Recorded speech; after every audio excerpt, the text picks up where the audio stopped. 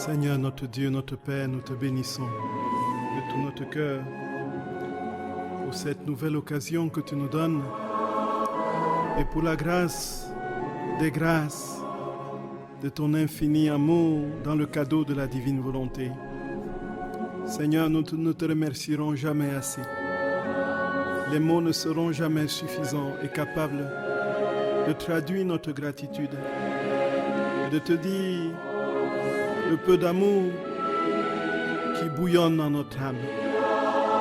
Seigneur, nous te rendons grâce de ce que tu veux, non seulement un tout petit peu, mais la plénitude de ta vie en nous. De ce que tu veux t'établir pleinement dans les cellules les plus reculées, les fibres les plus reculées de notre être. Seigneur, nous te disons merci, nous t'adorons, nous te rendons grâce, nous te bénissons. Parce que pour réaliser cette œuvre immense, tu as accepté de descendre dans notre condition et de te confondre dans la boue du péché. Tu t'es fait pécher pour que nous soyons rachetés, pour que nous soyons justifiés. Seigneur, merci parce que tu veux que cette justification se réalise pleinement dans l'assimilation parfaite à ta propre divinité, à ta propre vie qui est divine. Gloria, Gloria, nous te bénissons, Seigneur notre Roi, et te rendons grâce pour tant d'amour, pour tant de bienfaits, pour tant de bonté. Nous te bénissons, Jésus, pour ce que tu ne regardes pas nos pauvretés, nos faiblesses et nos fragilités, mais que tu acceptes de venir d'une manière radicale opérer ton œuvre de guérison. Cette œuvre de guérison, ô Dieu trois fois saint, qui est la réparation parfaite lorsque tu n'es plus toi, mais lorsque tu acceptes d'être un avec nous pour que nous soyons un avec toi, participant à ta divinité. Seigneur, merci pour la grande œuvre de la réparation, celle-là même que tu as réalisée sur la croix, en commençant dès le sein de ta mère. Seigneur, merci pour les souffrances multipliées. Merci pour l'infinité de ton amour qui s'est traduit dans le don de la souffrance d'amour à ta propre humanité par ta divinité. Béni sois-tu, Seigneur, parce qu'ainsi tu as pu racheter tous les hommes de tous les temps et ainsi tu as pu souffrir pour tous les péchés de tous les hommes de tous les temps. Seigneur, nous te bénissons infiniment et nous voulons emprunter ta propre voix pour te dire merci, pour te rendre grâce, pour te bénir, pour t'adorer et pour t'aimer. Seigneur, nous te supplions, sans toi nous ne pouvons rien faire. Viens prendre possession de tout nous-mêmes, Jésus, et fais retentir ta propre voix dans toutes les âmes de tous les temps, dans tous les êtres de la création, dans tout l'univers, dans tout le cosmos. Que la dernière fibre de l'univers retentisse, entende ce retentissement de ta propre voix qui te dit à toi-même merci. Béni sois-tu, Seigneur. Béni sois-tu, Jésus. Béni sois-tu. Gloria, Gloria. Nous t'aimons, Jésus.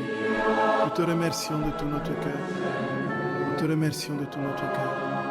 Ô Jésus d'amour, nous avons confiance en toi. Sois béni, Jésus. Nous ne serons jamais aussi en capacité de te dire merci. Seigneur, ton œuvre est immense. Béni sois-tu. Nous nous unissons à ta très sainte mère. Nous nous unissons à tous les saints. Nous nous unissons à tous les archanges, à tous les esprits célestes pour te dire merci. Oui, Jésus, merci. Merci pour ton œuvre de réparation, pour ton œuvre de rédemption. Sois béni éternellement. Apprends-nous petit à petit à réparer, ô Jésus d'amour, en nous unissant à toi-même. Gloria, Gloria, Gloria, Gloria, Gloria. Béni sois-tu, Jésus. Béni sois-tu, Seigneur. Béni sois-tu, notre roi. Béni sois-tu, Jésus. Frères et sœurs bien-aimés, vous êtes sur la radio de la Divine Volonté, la radio de l'Association française Luisa Picaretta. Nous remercions notre Seigneur pour l'immensité de son amour encore une fois et pour ce qui nous donne de comprendre que sans lui, nous ne pouvons rien faire. C'est parce qu'il a réparé pour nous, frères et sœurs d'amour, depuis le sein de sa mère, que nous sommes aujourd'hui capables de nous approcher de lui. Il est entré une fois pour toutes, frères et sœurs, dans le sanctuaire avec son propre sang. Il a ainsi réalisé la réparation et la rédemption de toute l'humanité.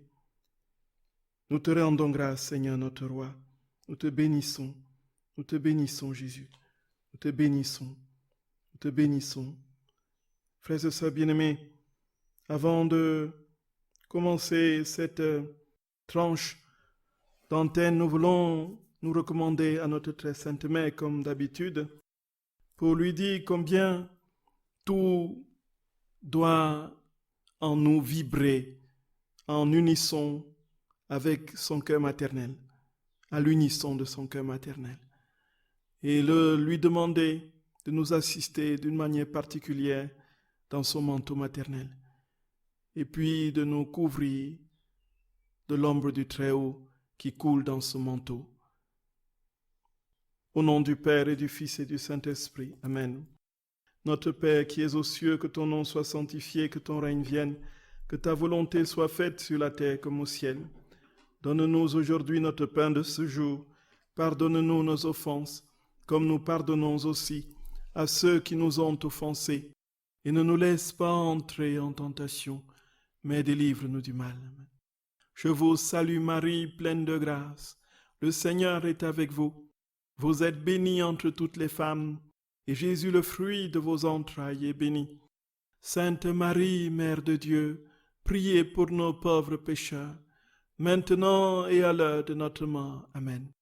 Je vous salue Marie, pleine de grâce. Le Seigneur est avec vous. Vous êtes bénie entre toutes les femmes, et Jésus, le fruit de vos entrailles, est béni. Sainte Marie, Mère de Dieu, priez pour nos pauvres pécheurs, maintenant et à l'heure de notre mort. Amen. Je vous salue Marie, pleine de grâce. Le Seigneur est avec vous. Vous êtes bénie entre toutes les femmes, et Jésus, le fruit de vos entrailles, est béni. Sainte Marie, Mère de Dieu, priez pour nos pauvres pécheurs, maintenant et à l'heure de notre mort. Amen. Je vous salue Marie, pleine de grâce. Le Seigneur est avec vous. Vous êtes bénie entre toutes les femmes, et Jésus, le fruit de vos entrailles, est béni.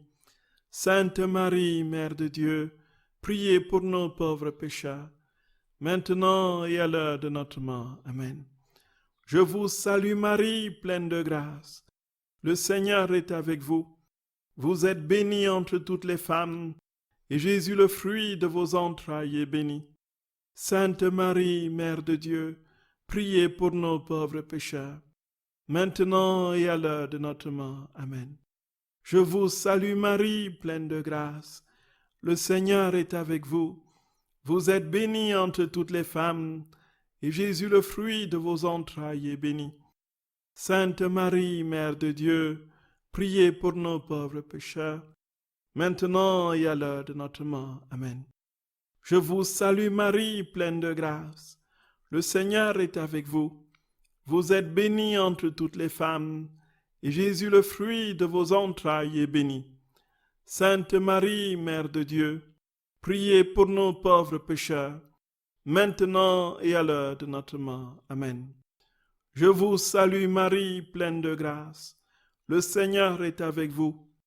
Vous êtes bénie entre toutes les femmes, et Jésus, le fruit de vos entrailles, est béni. Sainte Marie, Mère de Dieu, priez pour nos pauvres pécheurs, maintenant et à l'heure de notre mort. Amen. Je vous salue Marie, pleine de grâce. Le Seigneur est avec vous. Vous êtes bénie entre toutes les femmes, et Jésus, le fruit de vos entrailles, est béni. Sainte Marie, Mère de Dieu, priez pour nos pauvres pécheurs, maintenant et à l'heure de notre mort. Amen. Je vous salue Marie, pleine de grâce. Le Seigneur est avec vous. Vous êtes bénie entre toutes les femmes, et Jésus, le fruit de vos entrailles, est béni. Sainte Marie, Mère de Dieu, priez pour nos pauvres pécheurs, maintenant et à l'heure de notre mort. Amen. Gloire soit au Père et au Fils et au Saint-Esprit, comme il était au commencement, maintenant et toujours, et dans les siècles des siècles. Amen. Ô mon Jésus, pardonnez-nous nos péchés, préservez-nous du feu de l'enfer, et conduisez au ciel toutes les âmes, surtout celles qui ont le plus besoin de votre sainte miséricorde. Ô Marie conçue sans péché, priez pour nous qui avons recours à vous. Que par la miséricorde de Dieu, les âmes des fidèles trépassés reposent en paix. Amen. Au nom du Père et du Fils et du Saint-Esprit. Amen. Frères et sœurs bien-aimés, soyez les bienvenus sur la radio de l'Association française, la radio de la divine volonté. Frères et sœurs d'amour, la dernière fois, nous avions parlé de cette réparation que notre Seigneur a accomplie pour nous en réalisant une double passion. Et il explique à Luisa qu'il a souffert de deux manières. Il a souffert du fait de sa divinité, il a souffert du fait de l'injustice des hommes. Et du fait de sa divinité, il a souffert par amour. Et du fait de l'humanité des hommes, il a souffert de la méchanceté. Donc l'amour et la méchanceté se sont conjugués en Dieu, en Jésus, pour le faire souffrir, pour lui permettre de réparer. Et il était dit qu'il n'était pas possible que les 24 heures de la passion de notre très saint Seigneur aient été suffisants pour réparer les péchés de tous les hommes de tous les temps, y compris les péchés en pensée, en parole, par action et par omission. Jésus a souffert pour le moindre petit péché, qu'il soit en pensée, en parole, par action et par omission, de tous les hommes de tous les temps, pendant toute la durée de leur vie. Alors, sans compter tous les crimes, tous les carnages, tous les génocides, toutes les guerres, toutes les violences, de toute nature à travers les civilisations. Jésus, depuis le commencement du monde jusqu'à la fin des temps, a souffert pour chaque homme, pour chaque péché, structurel ou subjectif ou personnel. Et alors, les souffrances infligées par les hommes en 24 heures ne pouvaient pas satisfaire à la réparation de tous ces péchés. Ce n'est pas possible. Il a fallu donc que sa divinité lui inflige une souffrance d'amour, une souffrance infinie, parce que c'était de Dieu. Elle pouvait donc, cette souffrance infinie, réparer les péchés infinis des hommes, qui n'en finissent pas, jusqu'à ce que le règne s'établisse dans les cœurs. Et cette souffrance infinie de Dieu, il a souffert par amour. Et alors il a pu ainsi satisfaire tous les péchés de tous les hommes. Et nous avons posé la question, frères et sœurs bien-aimés, à laquelle Jésus a lui-même répondu, pourquoi ne s'est-il pas contenté de souffrir par amour et qu'il a accepté qu'on lui inflige une souffrance, celle de la méchanceté humaine? C'est tout simplement parce que, comme il est venu sauver l'homme de sa méchanceté, il fallait qu'il prenne sur lui cette méchanceté. C'est pourquoi il a accepté de souffrir par méchanceté dans le temps des 24 heures de la Passion et naturellement dans le temps des persécutions au cours de son incarnation. Et alors Jésus, frères et sœurs d'amour, nous dit très clairement que c'est bien parce qu'il est rentré dans cette méchanceté que nous sommes désormais capables d'être libres et de revêtir l'habit de gloire du ciel, l'habit de gloire de la divine volonté. Nous avons quitté les oripeaux du péché pour nous revêtir, frères et sœurs bien-aimés, des manteaux glorieux, lumineux, célestes de la vie divine. Et c'est parce qu'il a assumé le péché pleinement que nous en avons été délivrés. Frères et sœurs d'amour, voilà le grand mystère. Et Jésus va continuer en parlant de ces réparations. Donc pour le plan de cette série sur les réparations, vous l'avez compris, frères et sœurs d'amour, nous avons commencé par la Bible et nous avons enchaîné avec les réparations de Jésus. Cette réparation de Jésus qui est faite par amour dans le feu de son amour. Et cette réparation qui va commencer dès le sein de sa mère, poursuivre tout au long de sa vie terrestre, ensuite s'achever sur la croix. Et alors, nous pourrons parler de la réparation que nous pouvons faire en Jésus, nos propres réparations, quelles sont les conditions pour être une âme réparatrice. Ensuite, nous parlerons donc de comment nous pouvons réparer avec Jésus, réparer nos vies, réparer la vie des autres, réparer l'histoire, ainsi de suite, tel que nous l'avions annoncé à la première émission. Frères et sœurs bien-aimés, vous voyez bien que ça va durer. Ça risque de durer. Les réparations risquent de durer. Et je prie que vous ne vous en lassiez pas, parce que c'est là le contenu même, le cœur même de tout le mystère de la vie dans la divine volonté, puisque tout nous est donné en cadeau, parce que tout a été réparé. Si Dieu nous donne sa vie en cadeau, c'est parce qu'il a tout réparé d'avance. Il nous permet dans sa divine volonté d'entrer dans cette œuvre de réparation. Frères et sœurs bien-aimés, je prie humblement que vous patientiez et que vous continuez à écouter notre Seigneur nous donner des instructions, des enseignements sublimes sur la réparation. Frères et sœurs d'amour, nous allons continuer tout à l'heure par la réparation déjà dès le sein de sa mère. Ceux qui ont écouté Radio Maria mardi dernier, frères et sœurs d'amour, j'ai parlé de cette réparation, ou plutôt de ce que Jésus faisait dans le sein de sa mère. Et c'est ce que nous allons revoir tout à l'heure, en disant effectivement qu'est-ce qu'il faisait dans le sein de sa mère? Il réparait. Et pourquoi répare-t-il dans le sein de sa mère alors qu'il n'est qu'un petit bébé? C'est tout simplement parce que même petit bébé, il était Dieu. Et étant Dieu, il était conscient de ce qui se passait. Et donc, c'était une souffrance infinie pour un Dieu éternel et infini de se rétrécir dans le sein d'une créature finie. L'illimité prenait place dans le limité et le fini. Et c'était une souffrance inouïe pour notre Dieu d'entrer dans une créature et de se rétrécir pendant 9 mois. Et qu'est-ce qu'il a fait pendant les 9 mois, frères et sœurs d'amour? Et alors, pendant les 9 mois, frères et sœurs bien-aimés de mon cœur, du cœur de Jésus, frères et sœurs d'amour, il a souffert et réparé. Il a réparé. Et c'est ce qu'il dit, frères et sœurs d'amour, il a réparé. Et c'est tout simplement inouï. Tout simplement inouï. Jésus, frères et sœurs bien-aimés, il donne cette vérité, il nous donne de comprendre cette vérité comme il n'a donné à comprendre à aucune autre âme. Ce qu'il vivait dans le sein de sa mère, frères et sœurs d'amour, c'était pour que l'âme devienne Dieu, pour que l'homme devienne Dieu. Il a accepté de se rétrécir comme un petit fœtus dans le sein maternel pour que l'homme quitte l'étroitesse du péché pour entrer dans la gloire, l'immensité de sa vie céleste et divine. Voici ce que, frères et sœurs bien-aimés, Luisa contemple au tome 20 du 24 décembre 1926.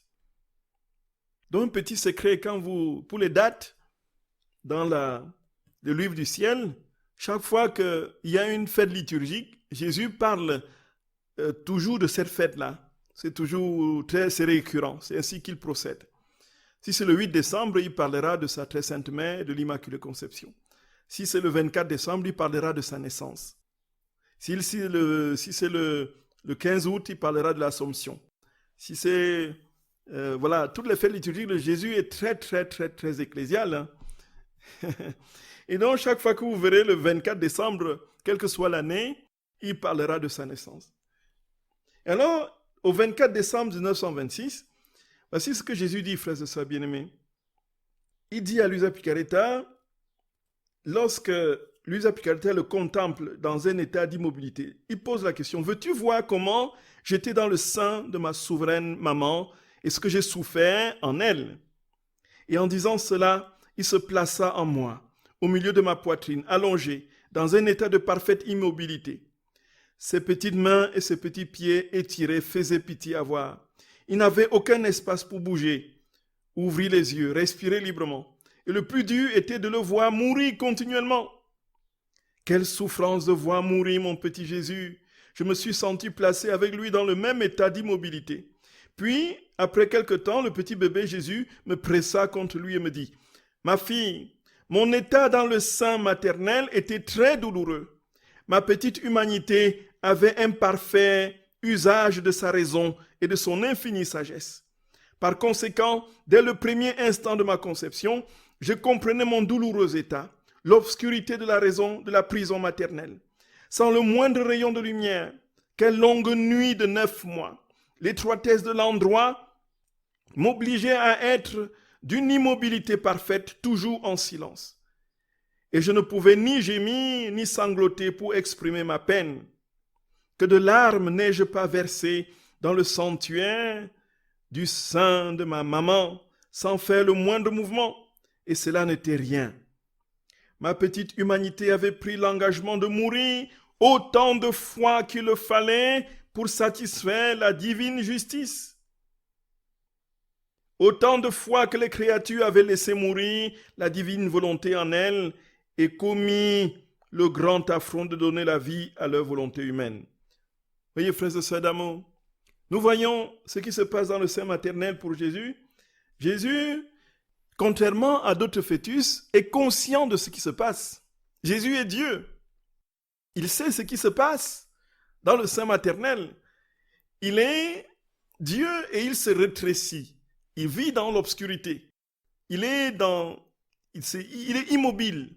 C'est une souffrance terrible pour un Dieu qui est infini. Mais Jésus a consenti cette souffrance. Deuxièmement, non seulement il est dans ce réduit du sein maternel, mais en plus, il souffre et il meurt, il ressuscite, il meurt, il souffre, autant de morts. Il a dit qu'il mourait, et sanglotait, mourait. Il était dans une continuelle mort pour donner ainsi, pour réparer ainsi, pour toutes les fois où l'homme avait laissé libre cours à sa volonté humaine contre celle de Dieu. Autant de fois que les créatures ont quitté la divine volonté, Jésus dans le sein maternel a souffert les affres de cette sortie de la vie divine. Et donc, c'est pourquoi il a dit autant de mots qu'il est mort, autant de fois, il a dit, avait pris l'engagement de mourir, autant de fois. Ma petite humanité avait pris l'engagement de mourir autant de fois qu'il le fallait pour satisfaire la divine justice.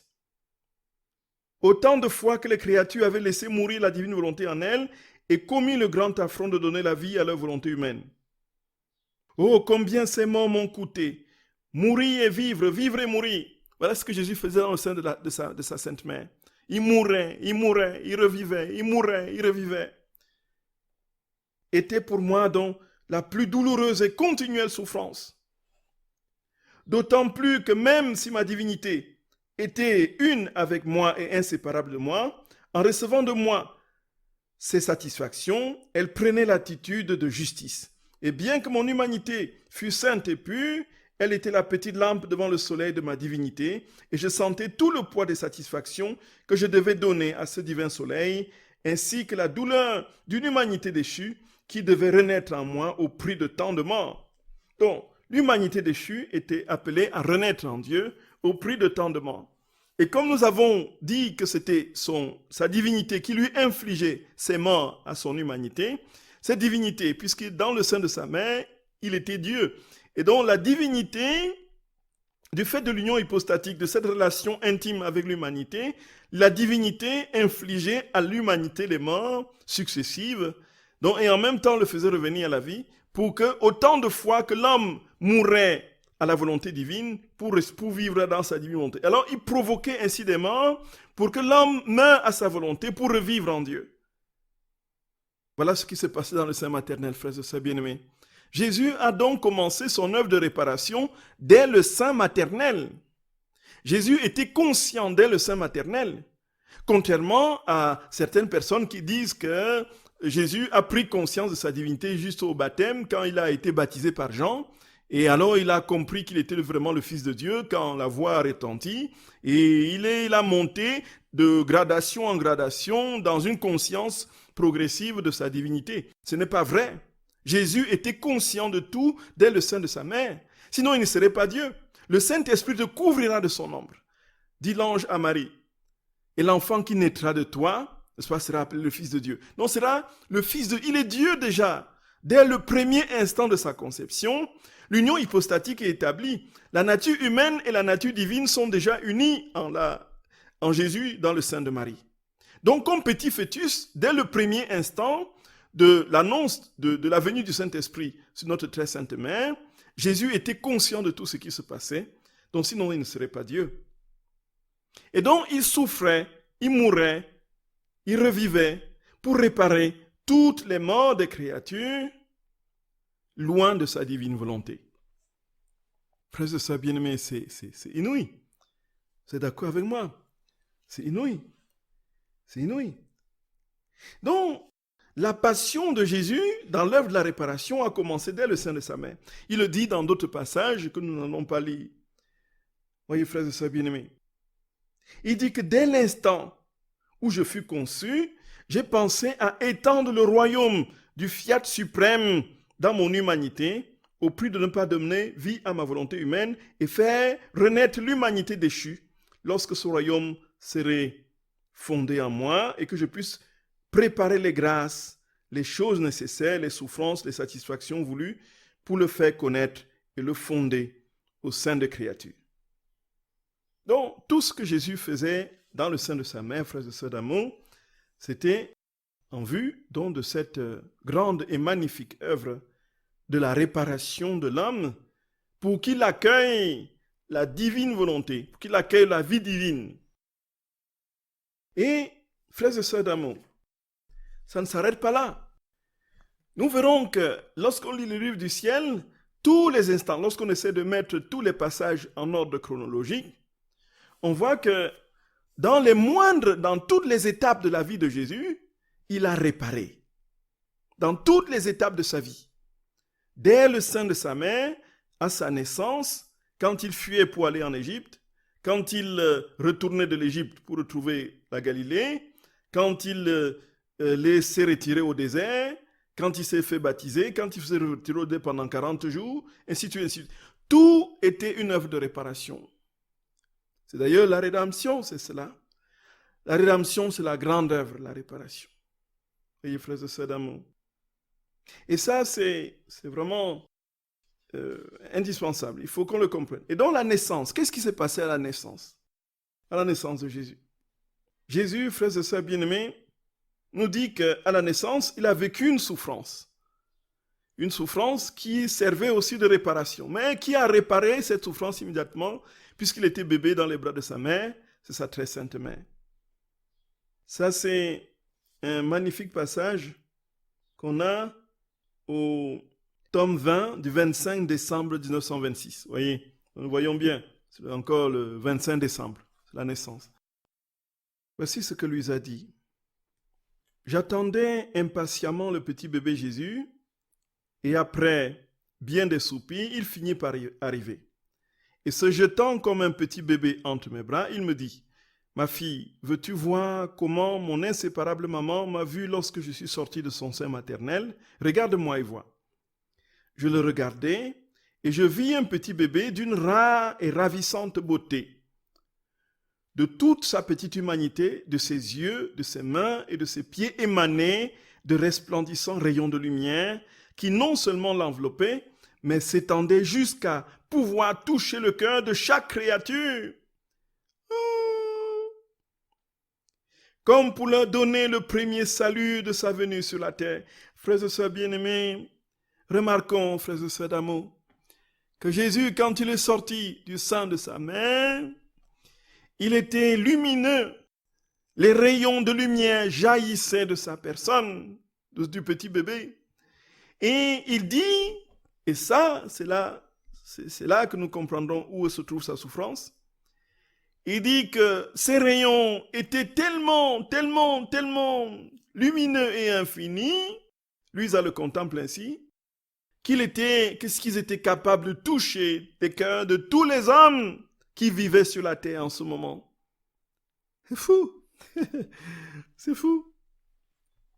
Les rayons qui sortaient du petit bébé Jésus, frères et sœurs d'amour, s'irradiaient dans la création, dans tous les êtres créés.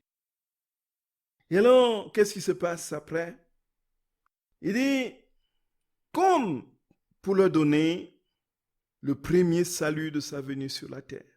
Donc, c'est les rayons qui sortent de Dieu et touchent tous les cœurs de tous les hommes du moment pour leur dire, je suis arrivé, je vous salue. Le petit bébé Jésus est venu. Le Fils de Dieu est au milieu de vous. Il vient vous dire son amour. Il vient vous dire que vous êtes précieux à ses yeux. Il vient vous manifester sa tendresse. Il vient vous dire, vous réparer. Voyez, c'est le sens des rayons qui sortaient de Jésus. Et alors Jésus dit que le premier toc-toc frappait à la porte de leur cœur pour qu'elle lui ouvre et le laisse entrer. Donc c'était le premier toc-toc. Jésus a frappé à la porte de tous les cœurs, de tous les hommes de ce moment-là. Ce coup, dit Jésus, était doux mais pénétrant. Cependant, étant un coup de lumière, il ne faisait pas de bruit, tout en se faisant entendre avec force, plus que n'importe quel autre son. Aussi, ce soir-là, tous ont senti quelque chose d'inhabituel dans leur cœur. Mais rares sont ceux qui lui ont ouvert la porte pour le recevoir.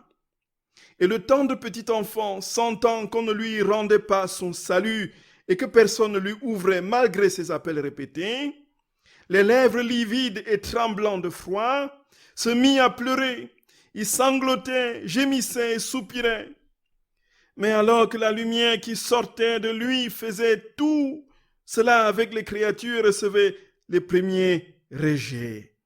Dès qu'il sortit du sein de sa céleste maman, il se lança dans ses bras maternels pour lui donner la première étreinte, le premier baiser. Et comme ses petits bras ne pouvaient l'étreindre entièrement, la lumière qui sortait de ses petites mains l'a entouré, de sorte que la mère et le fils étaient enveloppés de la même lumière. Frères et sœurs bien-aimés, nous comprenons, frères et sœurs d'amour, nous comprenons. Jésus, quand il est sorti du sein maternel, les rayons de lumière qui jaillissaient de lui atteignaient les cœurs de toutes les créatures. Il dit que c'était le premier toc-toc qui était porté au cœur, à leur cœur. Il attendait que les cœurs s'ouvrent. Tous, quand Jésus est né, ont senti que quelque chose s'était passé dans le monde, que le Fils de Dieu était venu dans le monde. Les cœurs étaient remués. Il n'y a personne qui ait été, y compris parmi ceux les plus intrépides des malfrats. Tous ont entendu quelque chose au fond de leur cœur. Frères et sœurs d'amour, c'est ce qui explique que les mages, à un moment donné, effectivement, voient des choses dans les étoiles et commencent à se mettre en route. C'est parce qu'ils ont été réveillés en eux. Le toc-toc, le premier toc-toc de Jésus. Et Jésus a ainsi infusé son amour et les hommes se sont fermés. Quand les hommes ont verrouillé la porte de leur cœur après le premier rayon du bonjour céleste de l'enfant, du petit enfant Jésus, Jésus est entré dans une souffrance indescriptible. Il s'est mis à sangloter et il s'est recroquevillé dans les bras de sa mère. Et comme il voulait étreindre sa mère totalement, comme il aurait voulu étreindre l'humanité, et comme ses petits bras ne pouvaient pas, les rayons qui sortent de lui ont entièrement enveloppé, entouré sa mère. Et c'est sa mère qui a été en capacité de lui donner l'amour que les créatures lui refusaient à cet instant. Gloria, Gloria, Gloria, Gloria, Gloria, Gloria. Jésus d'amour. Jésus a commencé dès le sein de sa mère. À sa naissance, il sanglote, il gémit, il soupire après les créatures qui lui ferment la porte. Et il reçoit les premiers rejets. Il se lance dans les bras de sa mère. Et alors, c'est sa mère qui va réparer avec les souffrances, les gémissements du petit bébé. Oh, combien la maman reine a répondu à l'étreinte et au baiser de son fils. Ils restaient si bien enlacés qu'ils semblaient fusionner l'un dans l'autre. Par son amour, elle compensa pour le premier rejet des cœurs des créatures reçus par Jésus. Et le cher et charmant petit bébé a placé les premières grâces de sa naissance, sa première douleur, dans le cœur de sa maman, de sorte que ce qui était vu dans le fils pouvait être vu dans sa maman. Voyez, frères et sœurs d'amour, en Jésus, les premières douleurs de Jésus, à son entrée dans l'humanité, il les a déposées dans le cœur de sa mère, avec ses larmes. C'est alors que maman devient le réceptacle de l'amour infini de Dieu, qui lui est refusé par les créatures. C'est alors que nous pouvons aller à la source, frères et sœurs, aller dans le cœur de maman, aller chercher ce que Jésus a déposé dans son cœur. Aller nous abreuver à la source de son infini amour qui a trouvé tout l'espace dans le cœur virginal, pur et sans tache de la très sainte Mère céleste. C'est alors que nous pouvons, frères et sœurs d'amour, nous aussi, nous recroqueviller dans les bras de maman et lui dire, maman, maman, apprends-moi à aimer comme ton enfant. Apprends-moi à aimer comme lui, à me recroqueviller dans tes bras comme il se recroqueville dans tes bras pour te communiquer sa souffrance et réparer pour les ingratitudes des hommes. C'est alors que nous pouvons dire, frères et sœurs bien-aimés, maman, couvre-nous de ton manteau qui est désormais, qui avait revêtu de manière éclatante les rayons de lumière qui sont sortis des doigts et de toute la personne de ton fils lorsque tu l'as porté. Que ce manteau nous couvre, puisque ces rayons de lumière, comme ce sont des lumières, des rayons divins, sont éternels. Et se sont définitivement gravés sur ton manteau maternel, dont nous te demandons de nous couvrir. Blottissons-nous en Marie, frères et sœurs bien-aimés. Jésus a réparé dans cette souffrance, déjà encore bébé, voyez, bébé. Blottissons-nous en Marie. Blottissons-nous en Marie. Après quoi, dit Louisa, le gracieux petit bébé est venu dans mes bras et en me serrant très fort, j'ai senti qu'il entrait en moi et moi en lui. Puis il me dit, ma fille, je voulais t'embrasser comme j'ai embrassé ma chère maman à ma naissance, pour que tu puisses recevoir le premier acte de ma naissance et ma première souffrance, mes premières larmes et mes premiers gémissements, et que tu puisses être prise de compassion pour mon douloureux état à ma naissance. Voilà. Jésus est dans un douloureux état à sa naissance. Et si je n'avais pas eu ma maman en qui pouvoir placer tout le bien de ma naissance et diriger en elle la lumière de ma divinité, que moi, Verbe du Père, je contenais, je n'aurais trouvé personne en qui placer le trésor infini de ma naissance, ou vers qui diriger la lumière de ma divinité qui émanait de ma petite humanité. Gloria, Gloria, merci maman.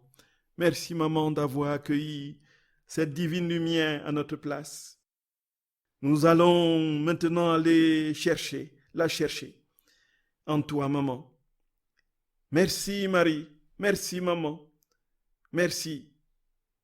Vois par conséquent combien il est nécessaire que lorsque la suprême majesté décide d'un grand bien, qu'un grand bien doit être fait aux créatures et qui doit servir de bien universel, nous en choisissons une à qui donner tant de grâce qu'elle puisse recevoir en elle tout le bien que toutes les autres doivent recevoir. Frères et sœurs bien-aimés, Jésus dit et nous dit à chacun, je veux moi aussi t'embrasser. Je veux déposer en toi mes gémissements, déposer en toi mes soupirs, déposer en toi mes larmes, comme je les ai déposés en ma maman. Et tu ne peux les recevoir que si tu vis dans ma divine volonté, si tu vis dans ma vie. Et alors, le recevant, tu pourras ainsi satisfaire et réparer avec moi pour toutes les âmes qui me ferment la porte. Voilà, frères et sœurs d'amour. Voilà. Frères et sœurs bien-aimés, voilà ce que Jésus a souffert à sa naissance. Voilà ce qu'il a souffert à sa naissance. Et Jésus dit que à sa naissance a été une joie, une grande joie, une gloire pour sa maman et pour toute la création. Mais pour lui, c'était une grande souffrance. C'est terrible. L'homme n'avait jamais, frères et sœurs bien-aimés, reçu autant d'honneur et de gloire. Le roi des rois vient au milieu d'eux. Le Créateur est parmi eux. Et il le rejette. Il le rejette. Au lieu d'être en fête, de dire voici le jour du salut, ils ont rejeté, piétiné Jésus. Et Jésus, à sa naissance, dit très clairement que c'était un jour de souffrance. Il dit, toujours dans le même passage, ainsi ma naissance fut une joie et une gloire très grande pour ma maman et pour toute la création. Mais elle fut pour moi une grande douleur de la part des créatures. C'est pourquoi je suis venu vers toi pour sentir les joies de ma maman et répéter en moi et placer en toi les fruits de ma naissance. Jésus, encore aujourd'hui, frères et sœurs bien-aimés, veut placer en nous les fruits de sa naissance. Frères et sœurs d'amour, vous pouvez poser vos questions au numéro habituel.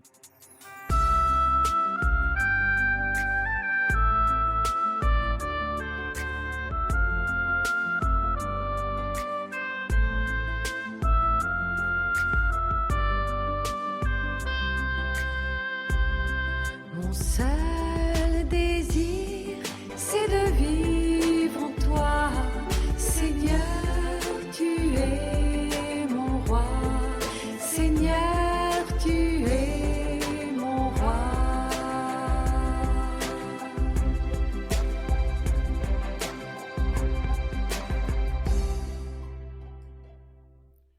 Oui, frères et sœurs bien-aimés, vous écoutez la radio de la Divine Volonté, la radio de l'association française Luisa Picaretta, dont nous remercions notre très saint Seigneur pour l'immensité de son amour, encore une fois, et pour la grâce qu'il nous donne de comprendre ce grand mystère de la réparation qui a commencé dès le sein de sa mère, qui s'est poursuivi à sa naissance, et bien plus encore, comme nous allons le voir, de manière crescendo. Frères et sœurs bien-aimés, donc il y a une question qui porte sur une émission précédente, l'émission sur l'Eucharistie qui parle donc de l'Eucharistie ne prendra fin qu'à la fin du monde. Voilà, c'est ce qu'on avait dit une fois, c'est le titre d'une émission sur l'Eucharistie. Et donc une question fort intéressante qui demande si nous sommes des hosties vivantes en définitive, et que nous avons la plénitude de la vie de Dieu en nous, pourquoi communier encore? Voilà. C'est une question particulièrement pertinente. Pourquoi continuer à communier si nous sommes déjà des hosties vivantes? Frères et sœurs d'amour, le Seigneur a donné une explication claire à cette question. Il dit que, en fait, les sacrements, ce sont les sacrements de son amour. Et le corps de Jésus dans l'hostie, c'est la manifestation pleine de sa vie. Et tout ce qui est vie de Dieu ne s'éteindra jamais. Ça ne s'arrêtera jamais. Et donc, les âmes qui vivent dans la divine volonté, qui seront des hosties vivantes, continueront à communier, dont les vies qui seront produites, les vies divines qui seront produites par l'hostie sacramentelle, viendront s'ajouter à la vie divine, puisque tout est infini en Dieu, à la vie divine qui les habite, et ce sera toujours plus de vie qui se répandront dans les créatures et dans la création.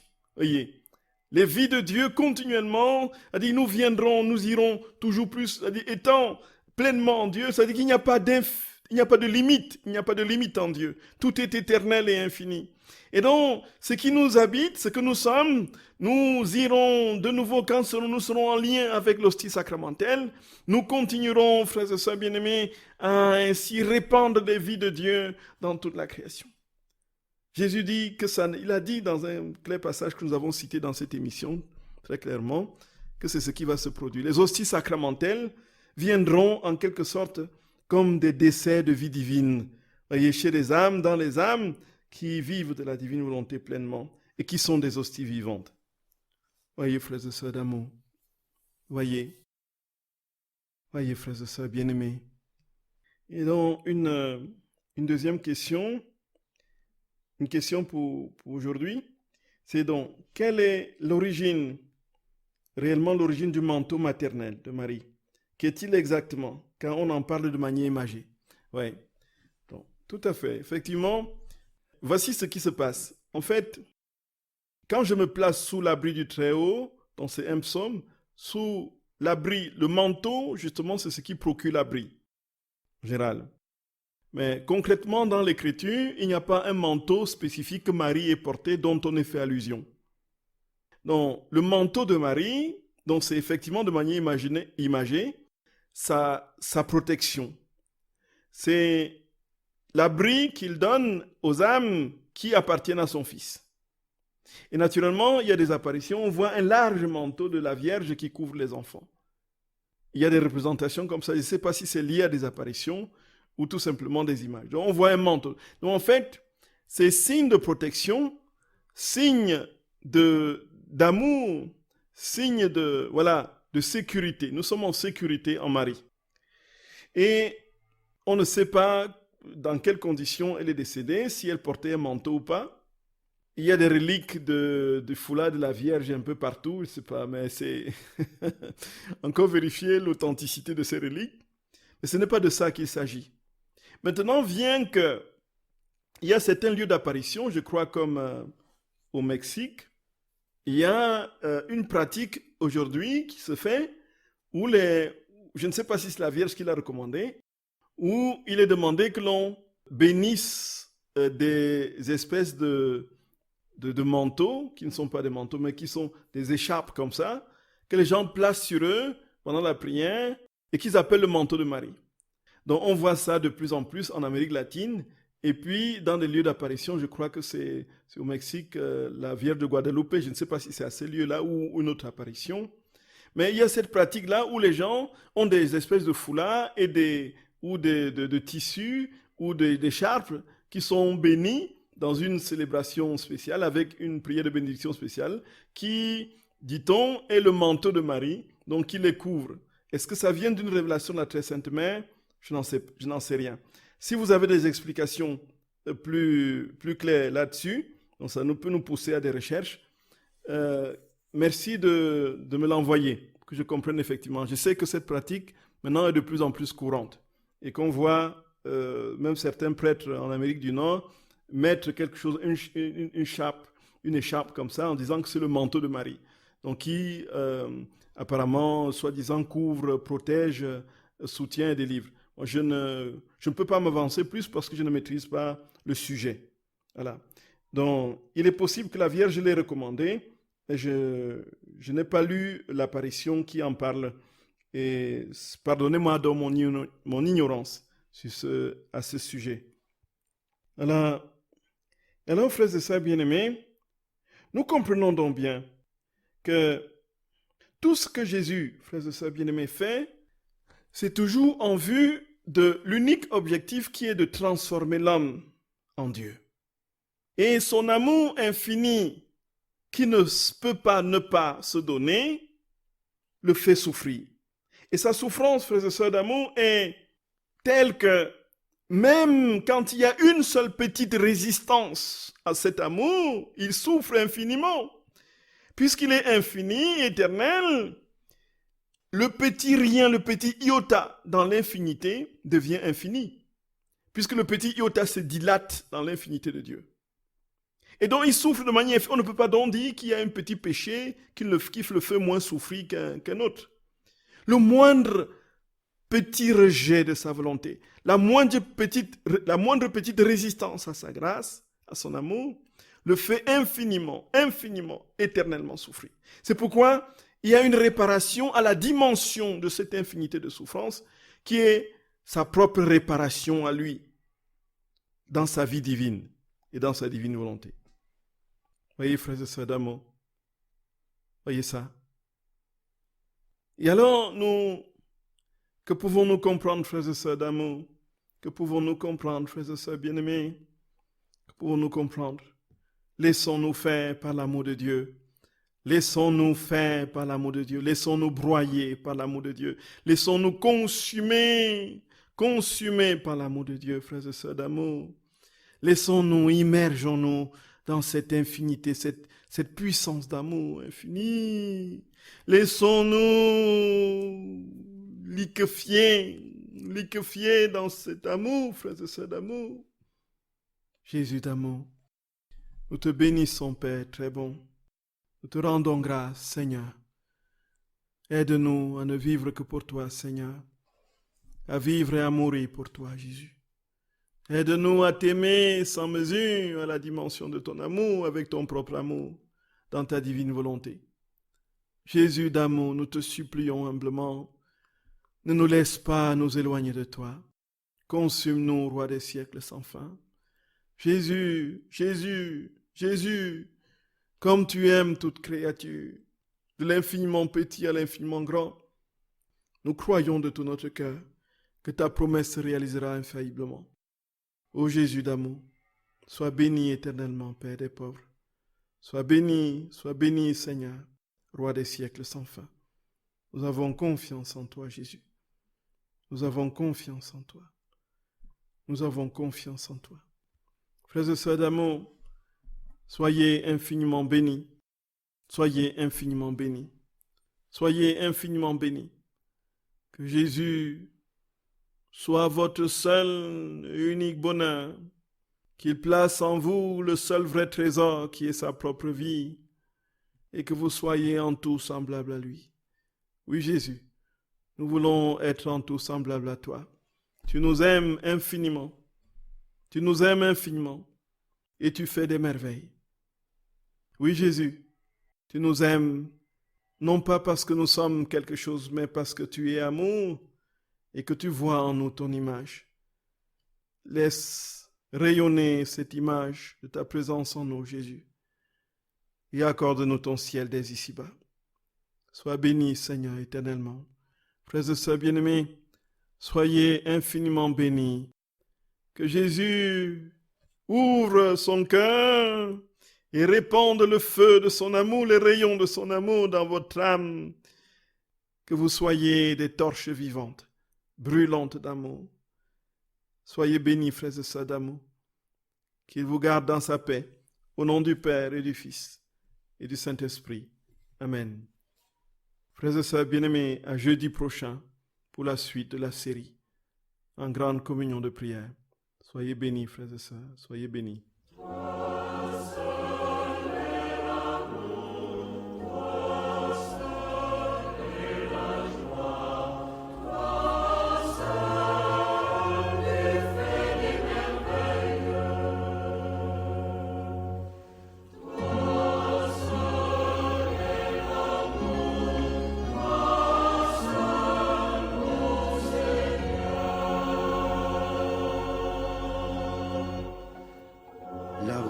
T'offre son parfum qui enivre le papillon.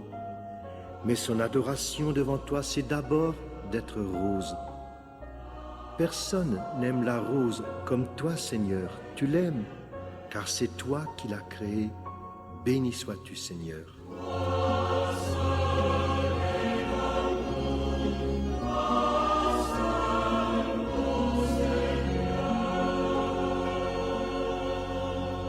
L'alouette t'offre son trille qui réveille l'aurore. Mais son adoration devant toi, c'est d'abord d'être alouette. Personne n'aime l'alouette comme toi, Seigneur. Tu l'aimes, car c'est toi qui l'as créée. Béni sois-tu, Seigneur.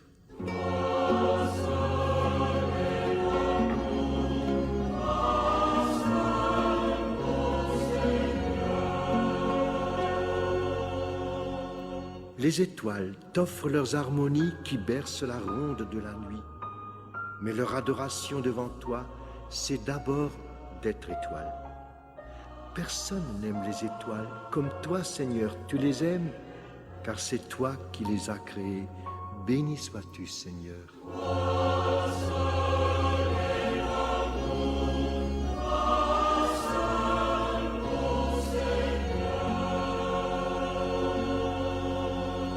L'océan t'offre ses vagues qui font rire les mouettes. Mais son adoration envers toi, c'est d'abord d'être océan. Personne n'aime l'océan comme toi, Seigneur, tu l'aimes, car c'est toi qui l'as créé. Béni sois-tu, Seigneur.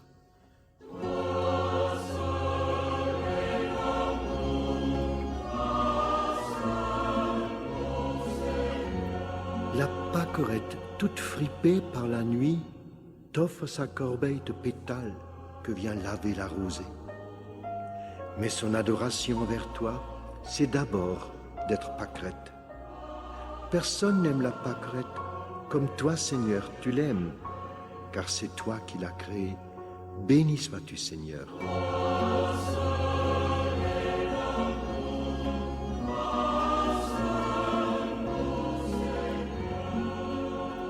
Le sapin t'offre son tapis d'aiguilles pour faire danser les lutins roses, et de joie il se frotte les branches.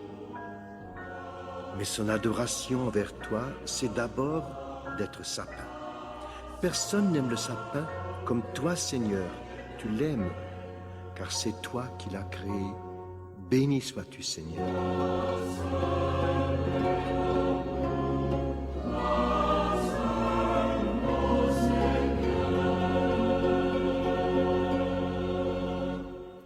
La tête des montagnes t'offre la chevelure de ses chênes, et le ruisseau de la vallée t'offre la bordure de ses coquelicots. L'océan t'offre ses dauphins, la fourmi son travail, le grillon sa fantaisie, la rivière bleue ses libellules.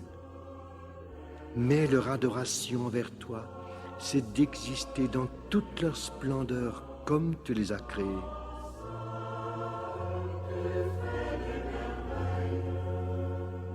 Non, personne, Seigneur, ne peut jamais aimer le chêne et le coquelicot, l'océan et la rivière bleue, le grillon et la fourmi et demoiselle la libellule, comme toi, Seigneur, tu les aimes, car c'est toi qui les as créés. Béni sois-tu, Seigneur.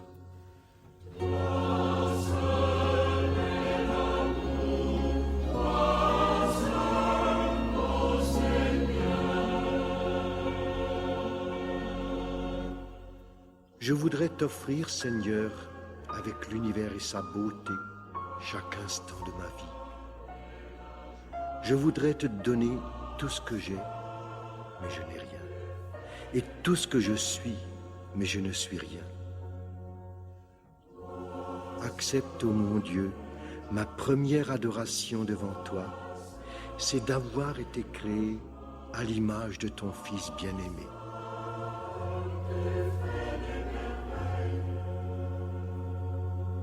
Personne, Seigneur, ne m'aime comme tu m'aimes, car c'est toi qui m'as créé.